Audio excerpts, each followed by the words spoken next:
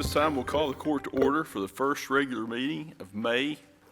And at this time, I would like to ask Commissioner Brian Booth if he would say the invocation. Dear Heavenly Father, as we come before you tonight, dear Lord, watch over this court tonight, dear Heavenly Father, and watch over this country, dear Heavenly Father, and watch over those that are sick and afflicted, dear Heavenly Father. Help us, dear Lord, to make the right decisions for this county, dear Heavenly Father. In Jesus' name we pray, amen. Amen. Madam Clerk, please call the roll. Judge Jones? Present. Commissioner Robertson? Here. Commissioner Tackett? Here. Commissioner Booth? Here. We have a quorum and we are ready to proceed. At this time, I'd like to ask Pike County Jailer Brian Morse if he would lead us in the Pledge of Allegiance. To the flag of the United States of America and to the republic for which it stands, one nation, under God, indivisible, with liberty and justice for all. Thank you very much, Brian. Next item on the agenda is approval of the minutes from the April 21st, 2020 meeting. Is there a motion to approve? Motion. We have a motion by Commissioner Robertson. Is there a second?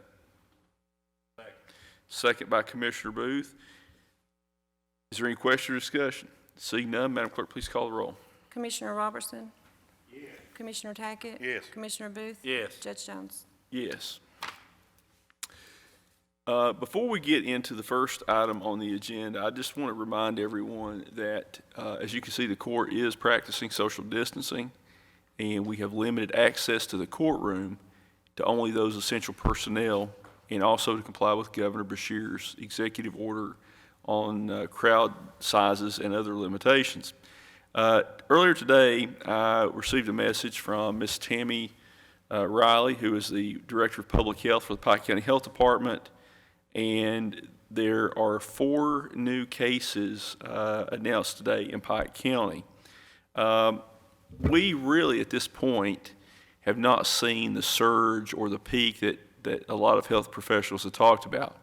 But it is concerning that we're still seeing an increasing number of cases. 4 cases in a day would be one of the highest totals that we've seen. Now, 2 of these, as my understanding, are in the probable classification. There has been some new testing that has come out, and the new testing is not quite definitive in terms of it's the antibody test. So we're going to seek some clarification and get to the bottom of exactly what the probable classification means. It may be necessary that later in the week that we have an update from the health department and the infectious disease experts at Pikeville Medical Center. We are monitoring the situation closely, but also we want to encourage everyone to please do not be complacent. The COVID-19 pandemic is far from over. There were over 2,000 deaths in the United States yesterday. There have been a total of over 71,000 people. Before I walked into the court meeting, the total of confirmed cases has continued to increase, well over 1 million, and over 71,000 deaths. We have not been impacted in this area to the extent that other areas around the country, in particular urban areas, have been. But we want to continue to encourage people to obey the social distancing guidelines and the other recommendations from the CDC and Governor Beshear. So with that being said, the next item on the agenda is a resolution honoring former Pike County Judge Executive William Bill Deskins. And everyone knows Bill. Before we speak to the resolution, I would like to read the resolution in its entirety, if you'll bear with me. This is a resolution of the Pike County Fiscal Court honoring William Bill Deskins. Whereas William Bill Deskins was delivered by midwife at home on February 26, 1930, in rural Pike County at the mouth of Meat House on Johns Creek. Whereas Bill walked a mile one way up Meat House Road to attend a one-room school for his elementary education, and when it came time for him to enter high school, his mother moved the family to the town of Pikeville so he could attend Pikeville High School. Whereas after graduation from Pikeville High School in 1948, Bill yearned to attend Pikeville College but was financially unable to do so, and a scholarship was not available. And whereas Bill began his career working at the Kentucky Highway Department, and then he took a job with Harmon Mining Company in Harmon, Virginia. Finally, he worked at New Way Cleaners, a family-owned business, before moving out of state to work for C.J. Langenfelder and Sons, where he took great pleasure in building roads, airports, and bridges. And whereas, while working at C.J. Langenfelder, Bill attended an automatic transmission training course at night, and in 1967, he decided it was time to move his family home and apply the skills he had learned. He opened and operated Deskins Marine Sales and automatic transmission repair service in Pikeville. Whereas in the late 1960s, Bill decided to venture out into the mining industry. He was extremely successful and thoroughly enjoyed mining coal for the next several years in West Virginia and numerous locations in Pike County. And whereas Bill is most proud of his public service as he was elected to 2 terms as Pike County Sheriff and 2 terms as Pike County Judge Executive. And whereas Bill has always been committed to improving and serving his community as a Shriner, he was instrumental in organizing the first Hillbilly Days Festival, and he belongs to Hillbilly Clan 1 Outhouse Number 2. Whereas Bill is a 50-year-plus member of the Thomas C. Cecil Lodge Number 375, F&AM of Pikeville, Kentucky, a member of El Hasa Shriners Temple of Ashland, Kentucky, a 33rd degree Mason of the Valley of Covington, Scottish Rite of Covington, Kentucky, a member of Pikeville York Rite of Pikeville, Kentucky, and a member of the Big Sandy Court 172, Royal Order of Jesters of Ashland, Kentucky. And whereas Bill has never met a stranger and is one of the most caring and giving people you will ever find, giving generously, selflessly, and without expectation of return. And whereas Bill was highly motivated by the advice he received from his mother and grandmother, which was before making a decision, you need to always look at the whole picture, and whatever you decide to do, always do your best. And he has. Now therefore be it resolved that I, Ray S. Jones II, Pike County Judge Executive, and the Pike County Fiscal Court do hereby honor William Bill Deskins with our greatest admiration for his life of service, devotion, and commitment to the people of Pike County. We are fortunate to call you our friend. Is there a motion to adopt the resolution? We have a motion by Commissioner Robertson. Is there a second? Second. We have a second by Commissioner Booth. Seeing no other question or discussion, first of all, does anyone like to speak to the resolution? Commissioner Robertson. I just know that Bill has been dedicated to this county his whole life. He always wanted things better for this county. And I just appreciate his couple terms as sheriff and his terms of judge. I think the people of Pike County, should appreciate Bill Deskins. Any other members wishing to speak on the resolution? Seeing none, Madam Clerk, please call the roll. Commissioner Robertson? Yes. Commissioner Tackett? Yes. Commissioner Booth? Yes. Judge Jones? Yes, the resolution is adopted. At this time, I'd like to ask Pike County Jailer Brian Morris if he'd like to come up and speak to the resolution and say a few words about Bill, and then we'll bring Ryan Stratton up to as well.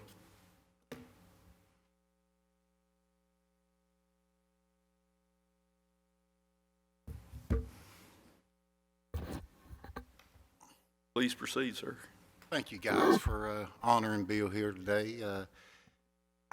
People can say a lot of things about Bill, and listening to the resolution that you read, it brought back memories, kind of gave me chill bumps hearing them.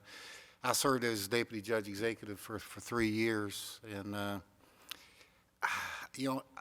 people can say a lot of things about Bill. You can say that he was funny, he was kind, he was generous, but I'm fortunate to be able to say that he was my friend. I see here today in front of you guys talking about a man that I wouldn't be here without Bill Deskins. I met Bill Deskins. Everybody knows the name Bill Deskins. You can't live in this county that you didn't know the name, so I knew his name, but I met him in 2015 when he was running for office and I was running for office. And fortunate, Bill won, and I come in a little shy than what I wanted, but Bill saw something in me then that he asked me to join his team over here as his deputy judge, and I really didn't think I was up for it. I really didn't think I was capable, but he saw something in me that I didn't see in myself. I think Bill Deskins is a wonderful, wonderful man. I hope to serve as your Pike County jailer for a few more terms, and I feel blessed that I met him, and I wish him nothing but happiness and success in his retirement. And I want to say this, and some people will get it. I hope he finds time to go fishing. I wish that for him more than anything. And I was talking to an individual today, and he made the statement, Bill Deskins, he treated me like family, and he didn't even know me. And I think a lot of us in this room has been up at his house at least once or twice over the years. And the hospitality that Bill and his wife Rose gave you, it speaks volume on their character. I never went in that house that I didn't feel welcome. I never went in that house that I didn't feel loved. And I hope they're watching this, and I want them to know what they mean to me and what they meant to my family, and I love them both. Thank you for letting me speak. Absolutely. Thanks, Brian. This time, I'd like to ask Mr. Ryan Stratton if he would come forward and speak in favor of the resolution.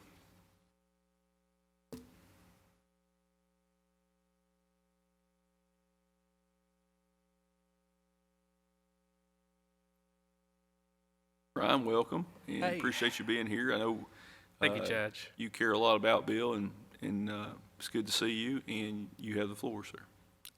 Thank you, Judge, and I like to thank this court and the commissioners and for taking a special opportunity to honor Judge Deskins, and I call him Bill, and so I don't mean any disrespect if some of the things I'm saying, if I refer to him as Bill. I think the best way to describe Bill Deskins to me is, I can't, Brian went first, but it's so true. There's so many people in this room, me included, that we wouldn't be where we are. We wouldn't have had the opportunity in our life had it not been for Bill Deskins and for Rose Deskins. These two have been a pillar in my life, I'd say, and in a time that, and I'm sure that anybody across this county, this is not rare, but at a time when my family was falling apart, they provided me with stability, friendship, and a family type relationship. They were truly parents when my parents were apart for the first time in my life, and when my life could have went a very drastic, different direction, they were there to encourage me, to get me involved, and they had no idea what I was going through until I told them several months later. Bill Deskins has been a granddad to me, essentially. He was there when I lost my granddad, one of the closest people in my life. And one thing I can say about Bill Deskins is he served this county, and that's all that he was about. That's all that he is about, is serving this county. He went into office during tough times, both times that he came in as judge executive, and he tried to leave this county in a better shape. And he's brought up an entire generation of leaders, several in this county, Judge, and that we work hard for the people that we serve, and we do the best that we can. And he wasn't about all the glory. He was about doing the hard work. He would rather be out on a dozer working on the road a lot of times than being in the office. And I just hope that he is enjoying his retirement with Rose. I can't wait to see them again after this this time that we're going through as a country. But he has been such an impact in my life, and I know that he's touched everybody's. I can't even begin to say how appreciative I am that this court is taking an opportunity to honor such a great leader that this county has seen. And I certainly appreciate it, Judge. Thank you so much for the time. Ryan, thank you. I'd like to just say a few words. Oh, go ahead. I'm sorry, Commissioner Tack, go ahead. I'd like to say this about Judge Deskins, or Ryan said Bill and Rose. There was more people than just Ryan that they was pillars to. I mean, they're a pillar to this county, not just the community, the whole county. That's what I would like to say about Bill and Rose Deskins. Thank you, Jason. I want to just address this resolution for a few minutes. You know, sometimes politics can be you can make close friends out of people, and politics can sometimes make enemies out of people. Politics can bring out the best in people, and it can bring out the worst. It can unite people, and it can divide people. And Bill and I have not always agreed on issues. At one time, Bill treated me, I was probably as close to him as a son. And Bill worked very hard early in my political career. And, you know, Brian talked about meeting Bill in 2015. I met Bill Deskins when I was probably 5, 6, 7 years old. And Bill was Pike County Sheriff, and of course my parents ran the funeral home at Virgie. And Bill stopped in quite frequently. He would come in. He had his deputies wore blue uniforms at that time, Brian, a light blue uniform, and it was unique among sheriff's departments. It was Bill's look, and he would come in and sit down, talk to Dad. And my dad actually was a deputy under under Bill at one time, and of course, you know, some of the greatest political battles that were ever fought were between Bill and Fuzzy in the history of the county, and I'll tell a funny story. Bill and Fuzzy had, of course, back before they had sheriff succession, had alternated terms. Well, after they passed the constitutional amendment to allow sheriff succession, I was out, and this was in 2000, and I had the unique privilege of having, you know, two veterans of the political battles in Pike County. I was out with Bill and Fuzzy, and we were campaigning. They were campaigning for me, and they were taking me to places, and we stopped at a house in the Hardy camps, and we knock on the door.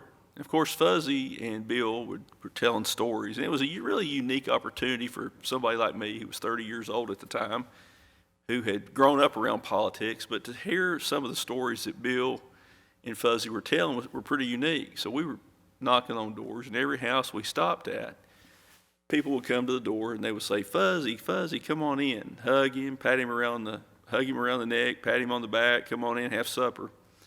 Well, after we stopped at about 10 houses, and everybody was, they didn't want to know me, and they didn't want to know Bill. They were just patting Fuzzy on the back. And Bill looks over at me and says, "Now you know why I never could beat him."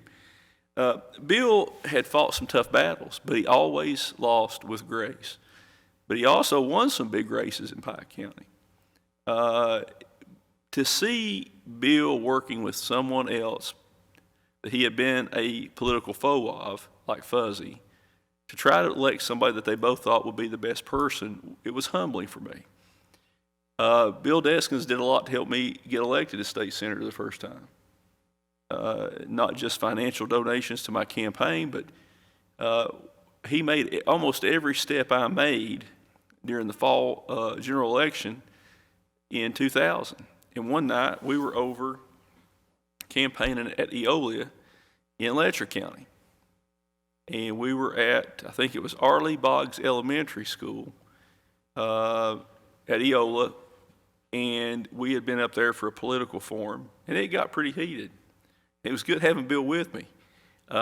It was so foggy, something I'll never forget. We were coming back across Pine Mountain, Brian. It was so foggy that you basically had to turn your headlights off and stick a flashlight out the window to be able to see the center line. Those are just some of the memories I have of being out with Bill. Bill means a lot to me. And as you know, we've not always agreed on politics. There were some folks that, in some ways, came between our relationship over politics, and it was regrettable. But I know one thing, of all the things I can say, Bill Deskins truly loves Pike County. He may have made mistakes politically, like I've made mistakes. He did a lot of good things. He helped a lot of people, and I think he was one of the most generous people I've ever met. And what Brian said about going to his house, even after we had had some political disagreements, I could still go over to his house, knock on the door, and go in and be made right at home. Bill truly cared for Pike County, and his life of service to the people, even when he was not in political office, his life of service to the people of the county is something that shouldn't be forgotten. And Bill's had some health issues. He's still recovering from a significant car accident that he had a little more than a year ago. And I know that his health has not been the best, and we want to just wish him a speedy recovery and pray for him to be able to bounce back from those injuries.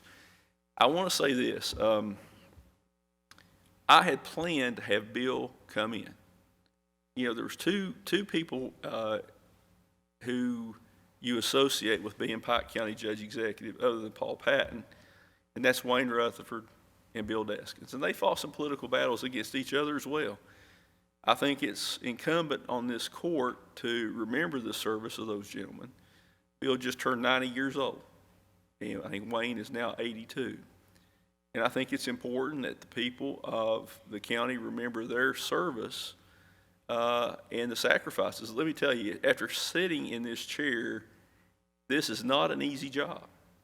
It wasn't an easy job when Bill was in office. It wasn't an easy job when Wayne was in office or when Paul Patton was in office. And there have been a lot of people who are still with us, like Donna Dameron and Karen Sue Gibson, that held this seat. And I think the one thing they would all tell you is this is a hard job. And it's hard to make people happy. But I think what Bill said is always try to do your best. Always try to do the right thing. And it's easy to second guess people in hindsight. I truly believe that what Bill did as county judge in his 2 terms, he thought was for the best of the county. In many cases it was. I don't envy Bill having to deal with the magistrate system. I mean, I think it would have been much harder to get things done. I think it would have been, in some ways, counterproductive to trying to move the county forward with that system of government. But Bill did it. Bill did his best. He worked awful hard, and you know, to be in public office up until your late 80s speaks volumes about him. He had open heart surgery. He had a bout with cancer and overcame both of those, and he kept on working. And I hope he's watching this because he does mean a lot to me.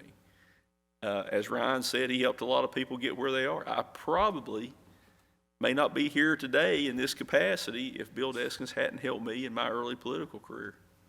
And the time I spent with him, the memories I have, the memories I made with Bill, I'll keep those with me the rest of my life. I wish that I could convey those to my children. I didn't have children at the time that I was first getting into politics.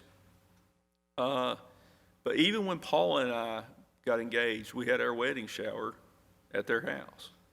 They had a big role in our life. We were awful close to Bill and Rose, and we still have very, very fond memories of Bill and Rose. We love them dearly, and I know that it's difficult for Rose with Bill's illness and the issues he's had health-wise, but he's a fine man. He's my brother in the lodge. He loves the shrine. He loves being a Mason. He's very proud of the fact he's a 33rd degree Mason, Brian. And listen to him talk about that. And it's actually one of the people that inspired me to petition the Masonic Lodge. And when you go to lodge, you see people from different religious denominations. You see people from different political backgrounds. But one thing that unites them is that fraternity. And Bill truly did love and still does love being a Mason. was there about every time the door opened. And I think Brian said he raised him to the sublime degree of a master mason. Those are things that you don't forget. And Bill will always have a very special place in my life. And I again want to say thank you to Bill and Rose and the rest of the Deskins family. There will not be a finer person ever hold this seat than Bill Deskins. Like I said, Brian, there's always people who are going to second guess the decisions you make. It's a hard job. And I can tell you, as being county judge now for 16 months, I've made mistakes. When you're doing this job and you're trying to deal with some pretty tough circumstances, there will be mistakes that any human being will make. But one thing about Bill, he did what he thought was in the best interest of the people of the county.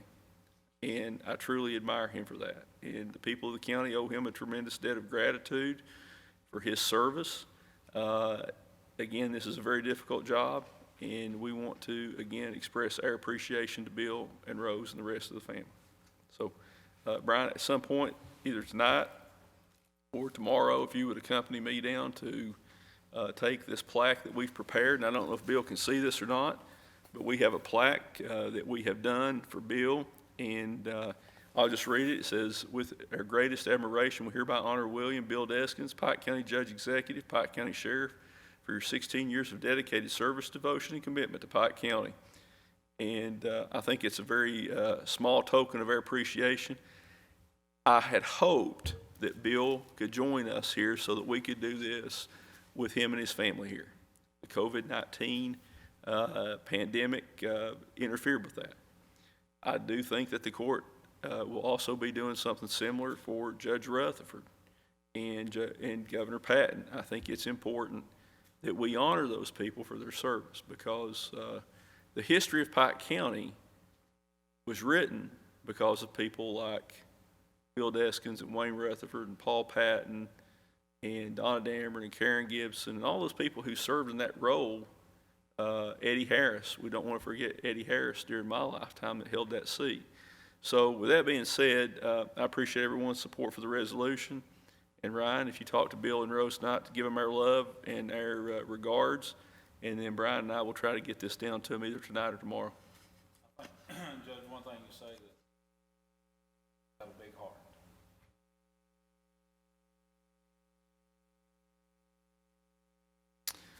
He may be one of the most generous people I've ever met. And Rose too. They helped a lot of people, and Ryan would agree with me on this. They helped a lot of people. And a lot of the people they helped, they never told anybody about it.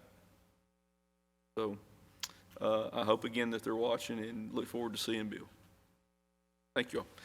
All right, we'll move on to the next item on the agenda, which is authorization to submit an application to the Justice and Public Safety Cabinet for coronavirus emergency supplement funding, which is a grant for the Pike County Detention Center, and approval to execute all necessary documents. Brian, would you come on up? And you might be able to explain this and just give us a brief update on what's going on with the jail. Encourage you two to stay, and you're going to bring up your chief, Mr. Jason Fields. You two need to stay 6 feet apart. We will make sure we. Jason, if you want to, I was just kidding, right? You can pull up a seat and put it on the end of the table there, and we should, that microphone should stretch over. Yeah, the grant, we'll talk about the grant. It's something I want to thank Ms. Hall for. Hey, Brian, you might want to pull that microphone back toward you. Hear me better? Yes, sir. I'd like to thank Sharon for working on this. It's a grant that's being considered. I think it's first come, first served, so she got it done as quick as she can. It's for PPE at the Pike County Detention Center. It's for N95 respirators, gloves, gowns, face shields, thermometers, sanitation wipes, disinfectant spray. And part of this grant, too, it's reimbursement of overtime that may have been caused by the COVID-19.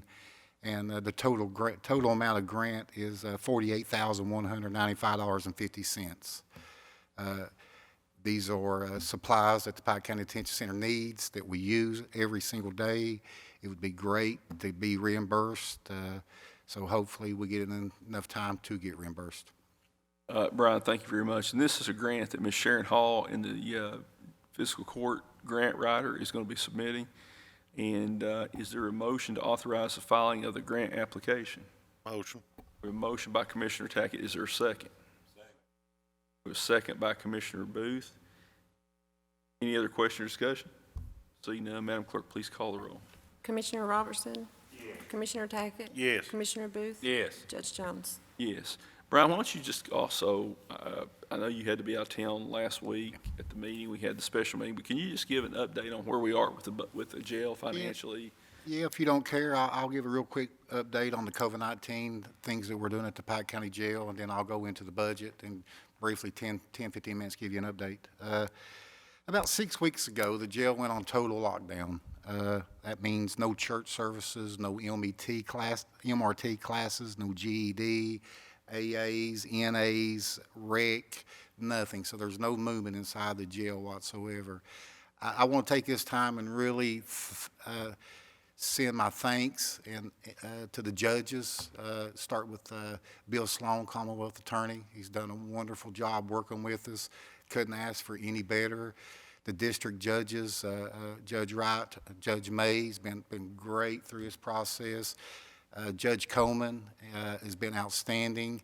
I would like to send Judge Combs, Ronnie, family, my sympathies. Judge Combs was a leader of this community. He was great to work with. Them judges really stepped up and they've helped. So we do all of our arraignments now on video, so there've been no inmates leaving the facility. Since this COVID-19 outbreak, we've had 9 total isolations through our staff members.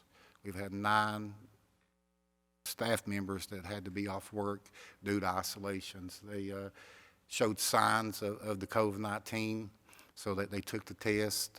Some of these individuals was off 7, 8 days before they was able to come back to work. We've had 0 cases inside the jail. Every single day, every shift change, we take staff and inmates' temperatures to make sure that they're at a certain level. And any new incoming, any new arrests that may come in, they, especially when they come in, they're isolated away from everybody until they get released. If they stay a period of time, we keep them in total isolation for 14 days, checking their temperatures, checking their symptoms before we put them in population. So I want to thank my staff. They've done a wonderful job through this process. I love to sit here and tell you guys that it's not going to get into jail, but I agree with Judge Jones's remarks earlier. I think it's coming this way. For today, it's the first I heard of it when you announced it. It's coming, and I want to do everything in my power to keep it out of the jail. Hopefully we can. It won't be on the lack of trying, because my staff is doing an outstanding job. Get a little bit on the budget. I've said this, and I'll say it real quick again. The jail generates revenue by state inmates and U.S. Marshal inmates. That's how we generate our revenue. And I kind of broke it down. If you remember, about 6 weeks ago, I came and put my 2021 budget in front of the court, and y'all acknowledged it. That budget was $5,549,657. That was what y'all acknowledged. After that, about a week after that, this is when COVID-19 really started hitting. And me and my chief deputies, Fields and Snodgrass, we sit and we talked, and we got out in front of it. We said we really anticipate in a week or two it's going to be on total lockdown, and it went to total lockdown. The governor commuted I think it was 1,200 state inmates.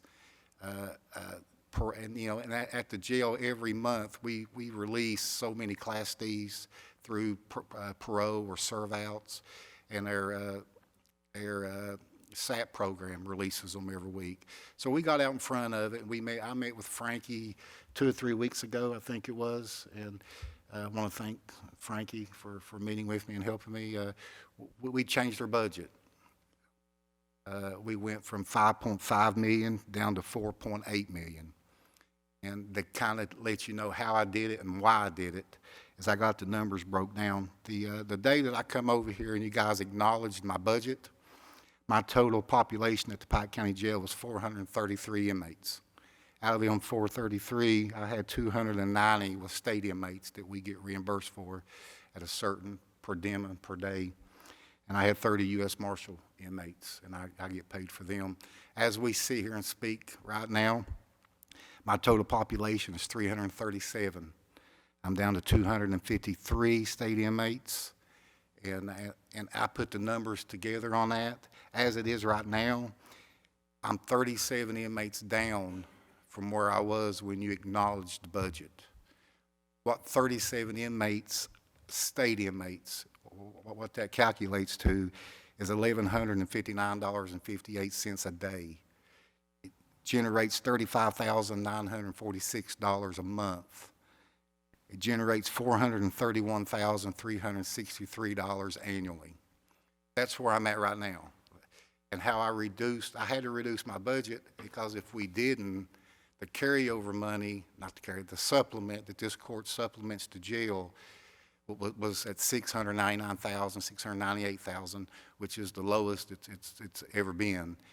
If we wouldn't have acted and did things towards our budget, that number would have been, I'll say double that, 1.2, 1.3 million. And how we did it was I met with staff individually.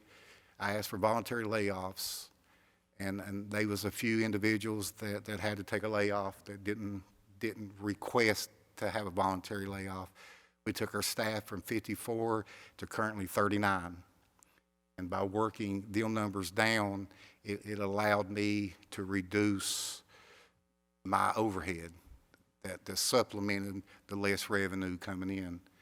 And I really project, I don't know when this is going to break. If we go into August, end of July, 1st of August, as conditions are the way they are, I truly believe my state numbers is going to be down maybe about 190. You know, and if it gets down to that point, my revenue on 190 is $2,700 a day, almost $35,000, $85,000 a month, and that's $1,014,000 a year. I'm hoping that this gets up and going before then. But once again, we got Plan B in place. And you got to keep in mind too, the Class D inmates that we get at the Pike County Detention Center that goes out to work on solid waste and community centers and that things, they're a low-level inmate. They got a low-level crime rate. They ain't been convicted too many times, and they get classified to be able to go outside. The inmates are out of the system now. The governor let 1,200 of them, commuted 1,200 of them, and then the majority of them, I don't have the numbers, that made parole. So when this gets back started, the inmates ain't going to be, we're not going to be able to have access to them like we've had in the past. They got to build back up. So over the last couple of weeks, I've met with West Care, which runs our SAP program, and talking to them about issuing more beds to their program, which generates Class D inmates that would automatically come. We've reached out to the U.S. Marshal's office thinking that we do a lot of transporting for the U.S. Marshals right now, and we house a lot of their inmates, more than a lot of county jails do at this time. So we reached out to them to see if we can house more in them. So I'm trying to get Plan B into place to where my revenue doesn't fall to the point to where it's going to hinder your guys' process. I'll close on this. I hate this because we've worked hard at the jail over the last couple of years, building our revenue, growing our revenue, getting things in place, and now I got to take a step back. It's hard. Things that you accomplished and you was trying to move forward that you had to hit the pause button on and go back. I really expected to have a really good 2021 year. I don't know if I could have ran the jail in the black, but I think it would have been very, very close to being one of the first or the second jail in the state of Kentucky to run with no supplement from the court. I shared that with Judge Jones and Deputy Judge Hickman last year, and I really thought we was on our way, but man, this COVID-19's really come in and hit us hard. So my staff and and my administration part of it is going to work very hard this year on our numbers to make sure we don't go over the supplement that's in my budget, and work on trying to get revenue up. Well, first of all, let me thank you for working with us, Brian, because, the less money we have to put in the jail, at one time, it was close to $2 million a year the fiscal court put in the jail. And to see that cut down to, less than 700,000 is a remarkable achievement. And I do think you were on the path to break it even. There's only 1 or 2 jails in all of Kentucky that operate in the black, and we were making a lot of progress here.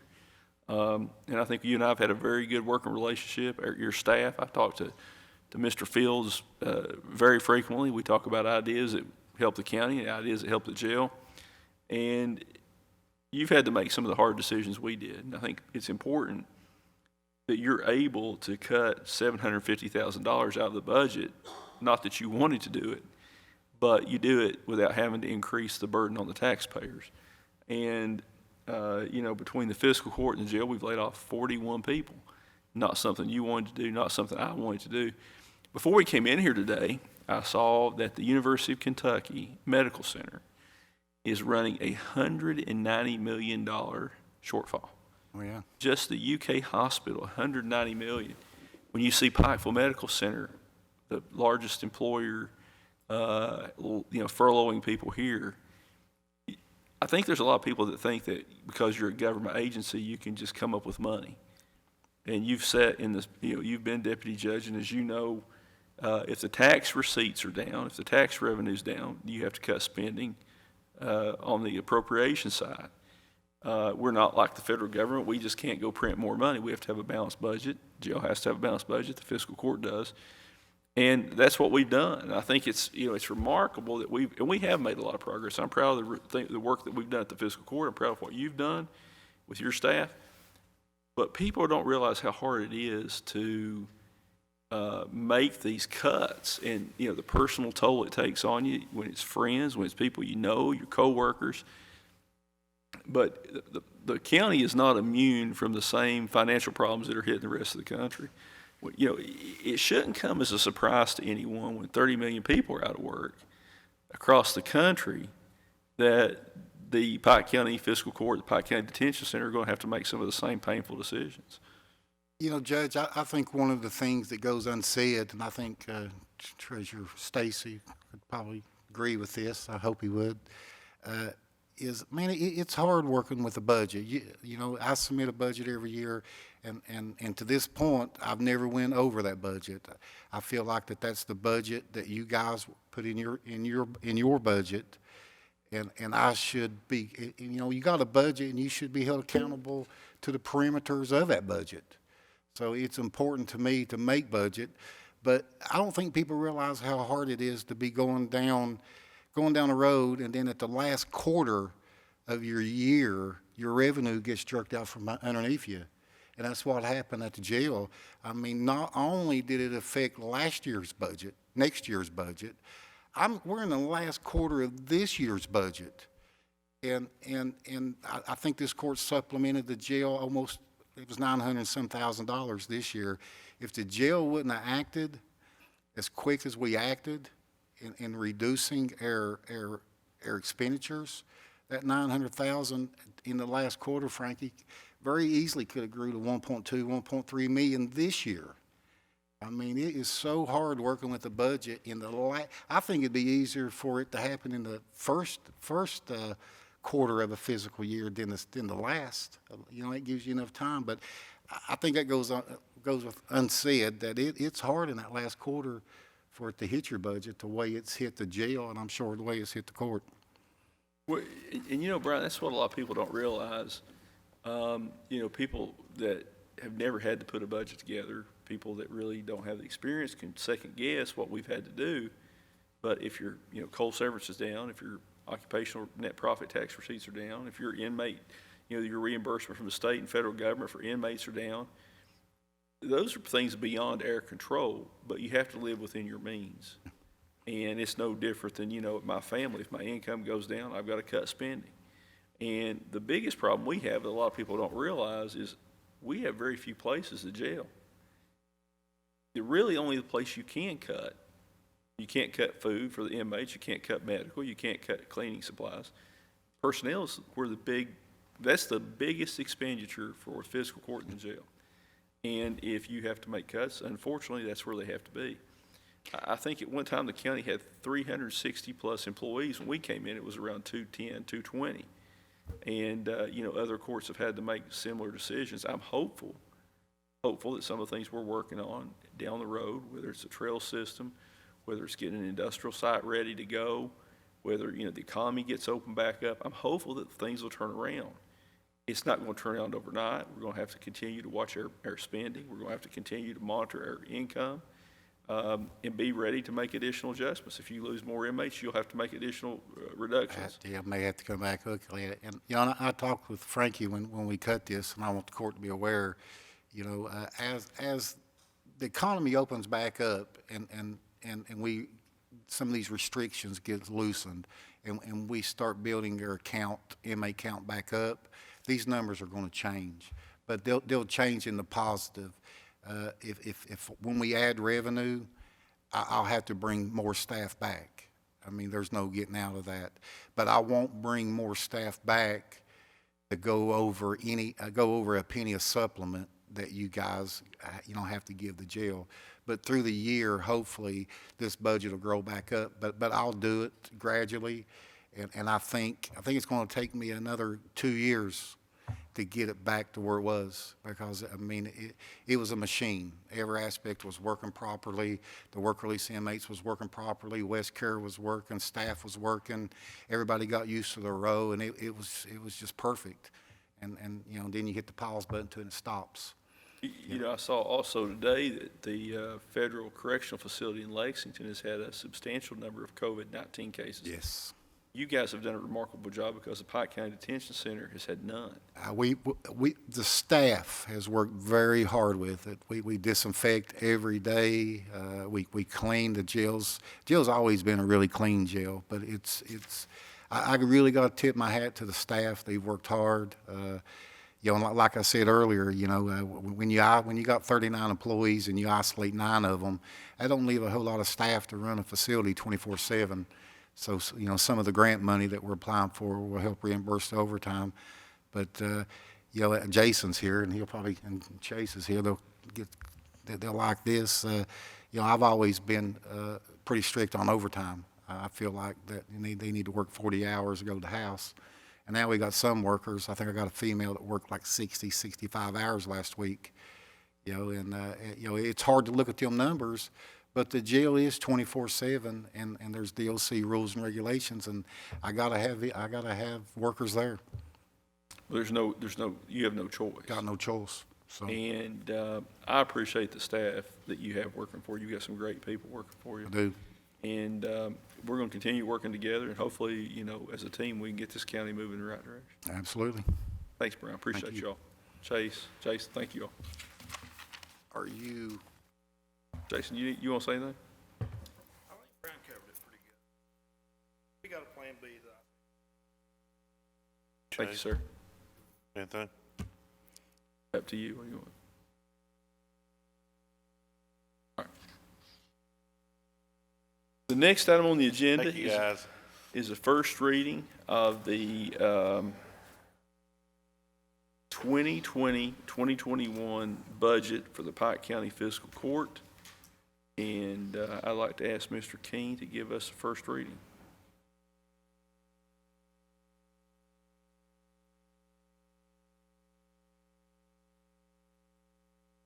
As the judge noted, this is the first reading.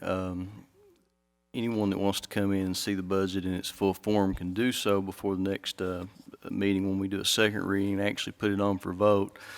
But so the folks out there will know what the numbers are this year. We're looking at total budgeted revenues of $35,162,822 with, of course, matching budgeted appropriations. This is the first reading, so there's no vote at this time. Again, anyone that wants to look at the full form, this is a numerous page document here. I've not counted them, but I would say 25, 30 page document.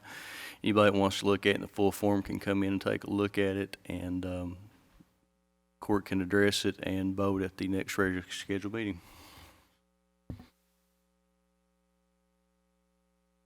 All right, thank you, sir. There's nothing else we need to do on that tonight. And that brings us to Mr. Fannin for awarding of bids.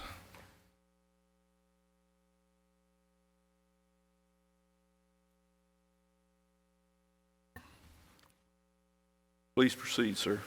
We had a bid opening yesterday, May 4th. I think I have the date entered wrong on the top of the sheet you have in your packet, but it was yesterday, May 4th. The bid opening on bid number 19-2020 for operation and maintenance of 4 wastewater treatment plants. I had one bidder. It was Wastewater Service and Supply of Varney, Kentucky. The total yearly cost would be $29,320. This is $1,600 less than the bid was for last year. It's my recommendation that we award the bid to Wastewater Service and Supply for a bid price of $29,320. Now, it's my understanding that we are working to replace some of these packaged plants. Is that correct, Judge Hickman? There's some of these that would cut down this amount. There's 2 of them. There's 4 waste treatment plants that we're currently having to maintain. But we think we can eliminate 2 of those, so that'll cut this roughly in half if we can, correct? I specifically put it in the bid that there was very possibility that 1 or more of the wastewater plants would be replaced with septic systems during the year, and if they were, those would be eliminated from the contract. Thank you very much. Is there a motion to award bid number 19-2020 for the operation and maintenance of 4 wastewater treatment plants to Wastewater Service and Supply for a bid price of $29,320?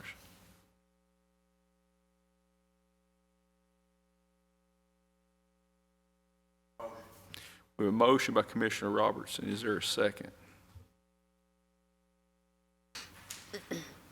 Second. We have a second by Commissioner Tackett. Is there any question or discussion on this? Seeing none, Madam Clerk, please call the roll. Commissioner Robertson? Yes. Commissioner Tackett? Yes. Commissioner Booth? No. Judge Jones? Yes. That brings us to the next item of business, which is the Road Department Progress Report. Do we need Mr. Little in here for this, gentlemen? We have it, and is there a motion to approve the Road Department Progress Report and work to be done document? Motion. We have a motion by Commissioner Tackett. Is there a second? Second. Second by Commissioner Booth. Any other question or discussion? Seeing none, Madam Clerk, please call the roll. Commissioner Robertson? Yes. Commissioner Tackett? Yes. Commissioner Booth? Yes. Judge Jones? Yes. The next item is Treasurer's Business. Mr. Stacy.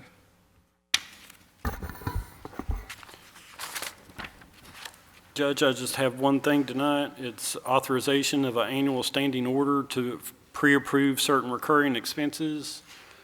This actually gets sent in as part of our budget. This will be the annual standing order that we can do payroll and pay utility bills without an individual court order each time.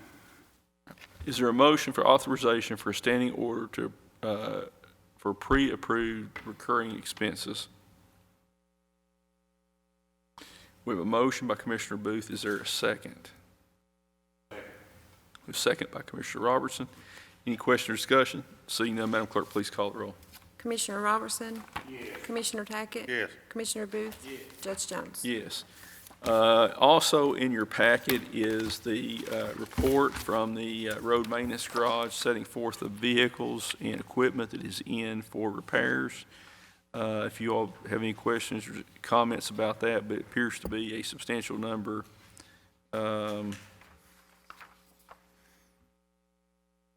Of vehicles that are out of service.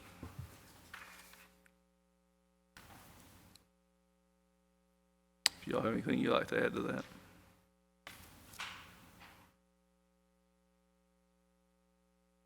Hey, Reggie. The guy that we do the auction through, do they do an online auction? They do? I just wonder maybe some of the stuff we might could, put in auction, buy some used trucks. I see a lot of pickups on there. Get rid of some of the surplus trucks or whatever we're putting a lot of money in, maybe get rid of 6, buy 2 back, or. Okay. I mean,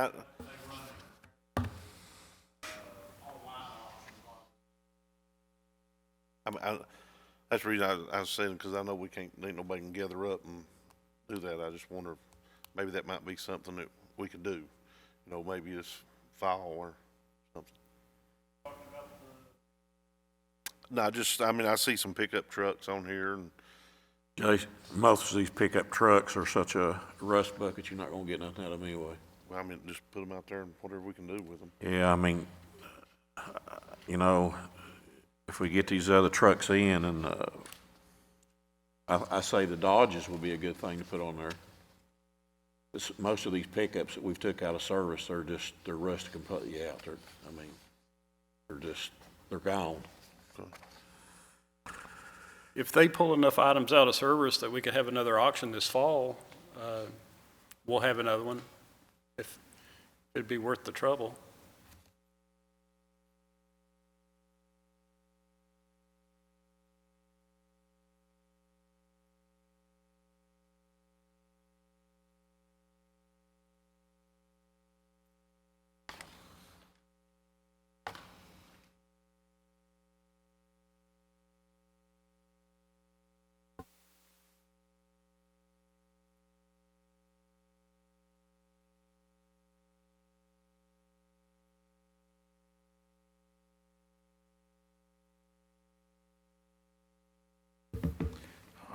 I just got a message that something I think we do need to talk about before we adjourn or go into executive session. Governor Beshear has announced 600 new COVID-19 cases in Kentucky today.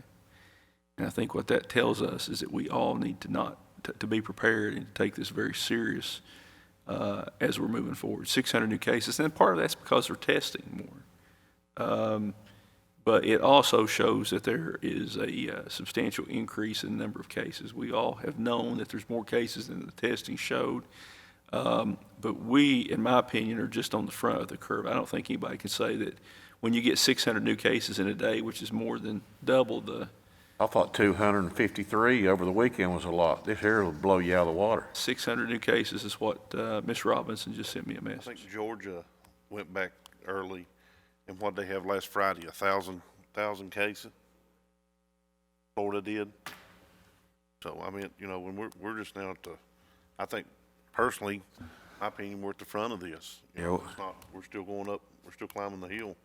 Well, I'm hopeful that the social distancing restrictions, the guidelines, if people will be patient, we can get some businesses open back up, get people back to work, and still try to protect people from the spread of the disease. But it is alarming when you see 600 cases in one day.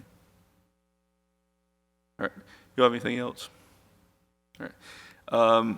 We do need to get with the folks at the maintenance garage and have a discussion about this. This is a lot of equipment and work that. Well, I think, Judge, too, some of these we've already took out of service, haven't we, Reggie?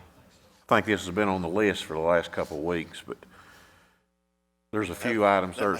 That may be the reason the pickups, I just keep, you know, pick up here, pick up there. There's a few of these that's been, it's already been parked, I think, Reggie. All right, gentlemen, that brings us to executive session, and Mr. Maynard's not in here. I'm not sure if we need, we do. Mr. King, would you please instruct us on the relevant law for executive session? Based on the information given to me by Deputy Judge Hickman, we need a motion under KRS 61810 subsection F to discuss specific personnel matters. All right. Is there a motion to enter into executive session? Motion. Motion by Commissioner Tackett. Is there a second? Second. Second by Commissioner Robertson. Madam Clerk, please call the roll. Commissioner Robertson? Yes. Commissioner Tackett? Yes. Commissioner Booth? Yes. Judge Jones? Yes, we are in recess for executive session, and we'll return at the call of the chair. Call the court back to order. Is there a motion to adjourn from executive session? Motion. A motion by Commissioner Tackett. Robertson. Mass, you sounded like. Motion by Commissioner Robertson. Is there a second? Second by Commissioner Booth. Madam Clerk, please call the roll. Commissioner Robertson, Yes. Commissioner Tackett, Yes. Commissioner Booth, Yes. Judge Jones. Yes. All right, after conferring on personnel matters related to specific individuals in executive session, it is my motion to approve the transfer of John Thompson from Road Lot 3 to Road Lot 5 at the same position and same rate of pay, and to approve the reinstatement of Melissa Prater as a custodian at the same rate of pay, effective 5/4/20, with no loss of benefits, and that is my motion. There's a second. Second.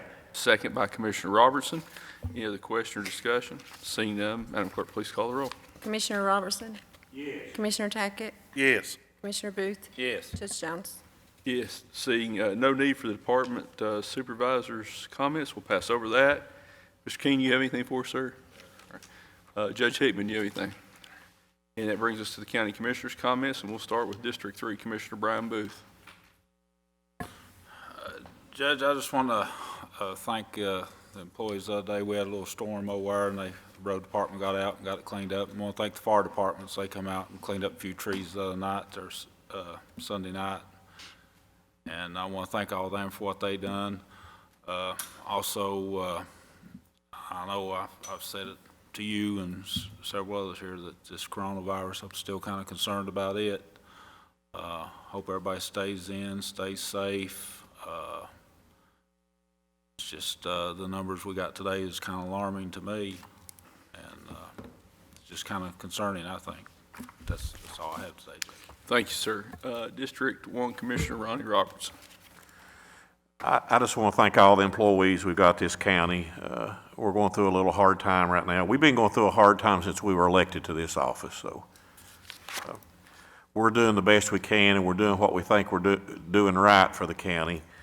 And on this coronavirus, you know, these are bad numbers we got a while ago.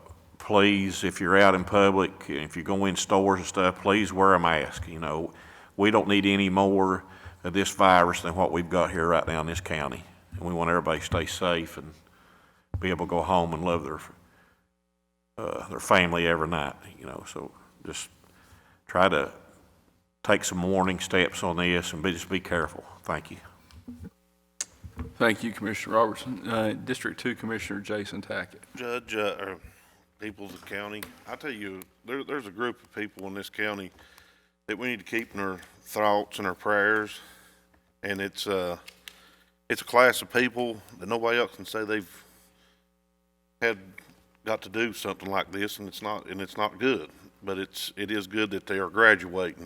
And that's all the graduating classes in this county, whether from kindergarten to high school or college or whatever, that they're not going to walk across get a diploma, you know. And you know, people can joke, cut up, say a little bit of this or whatever, but at the end of the day, there's a lot of kids that's graduating out of our high schools that worked hard their whole life in school to walk across the stage to get a diploma.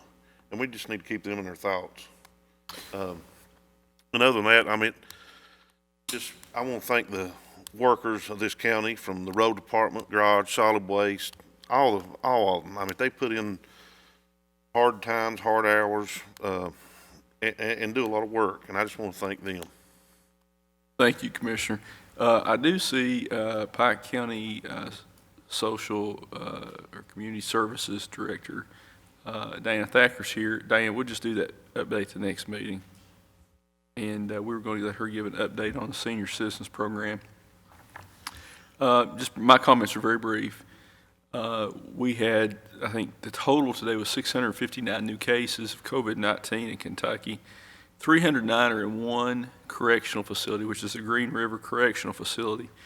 And I just want to, again, reiterate how devastating this could be in a closed environment like a detention center. Our jail staff has done a remarkable job of keeping the COVID-19 virus out of the Pike County Jail, and we hope that we can continue to do that. I'm afraid that as the social distancing restrictions are lifted, that people will become complacent. And if that happens, the number of cases here will skyrocket, and so will the number of fatalities. We've been very fortunate for a lot of reasons. You know, being isolated like we are, away from major urban areas is a blessing in a lot of ways. We don't have the crime, but we also don't have and we don't have the overcrowding like they do in, say, New York or Chicago. I think that helps keep the number of cases down.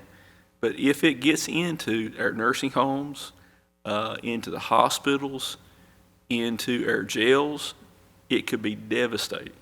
And again, I just want to thank everyone who's worked on this issue, the healthcare providers, the staff of the Pike County Health Department. They've done a fantastic job.